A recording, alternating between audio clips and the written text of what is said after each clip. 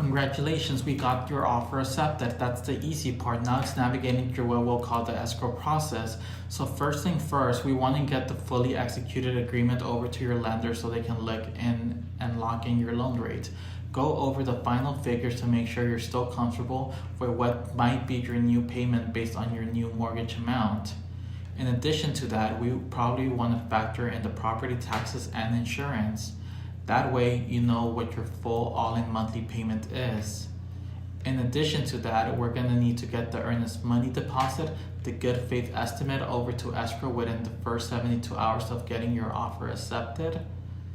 Remember, that's generally going to be 3% of the purchase price that we went over together when we filled out your offer. That needs to be wired directly from your bank over to the escrow company, again within the first 72 hours. In addition to that, I'm going to supply you with a couple of home inspectors that we generally use, or if you have your own home inspector, we're more than happy to hire them too. We want to knock this out in the first 5 to 7 days. Generally, when an escrow falls apart, it might be due because of the property condition, because of what the home inspector finds. So we want to get on that as soon as possible.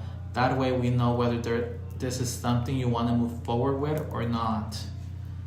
The inspector is going to go on the roof, under the house, if there's crawl space, check out the major ticket items, foundation, electrical, plumbing, the roof, and the windows. In addition to that, they're going to test the appliances. They're going to know anything and everything that may or is a potential concern to you. It's going to be a long laundry list. So once we get that home inspection back, you read the report, I'll read the report, and then we can put our heads together and figure out what we would like to ask the sellers to either replace or repair or credit us a specific amount that we can go ahead and take care of the work on our own after the close of escrow. You can also get the credit to reduce the sales price, or you can have the seller credit you, which is $5,000, $10,000 credit will go from the sellers and be applied towards your closing costs. Therefore, you have less money out of pocket to bring in wire to the escrow table at the time of closing. In addition, at the home inspection, I also like to go over the seller disclosures. We can either sit at the table or we can go over via Zoom, but these are all of the documents that the sellers are required by law to fill out. The two common documents that I specifically want to see are the seller's property questionnaire and the TDS, which is the transfer disclosure statement.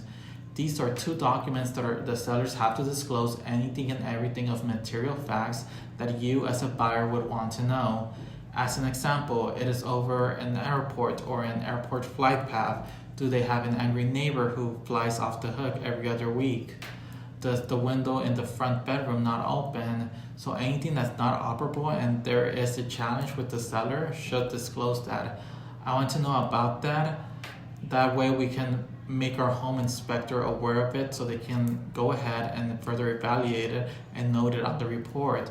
So not only do we want to do the home inspection, we also highly recommend a termite inspection where we'll have a pest control company identify if there's any dry rot or termite infestations.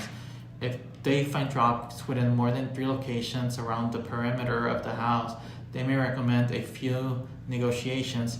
This is negotiable, either a buyer expense or a seller's expense. It's completely negotiable, and good thing for you to have me in your corner to negotiate that on your behalf. The other inspection I would highly encourage you to perform is a main drain outline. This is going from the house to the public sewer systems. A lot of times if people have not redone the piping, it's a small galvanized pipe like this, and over time the hole starts to close up. There's also trees and roots that tend to go through these pipes as well. So if the homeowner has replaced this at some point in time, then you're probably good.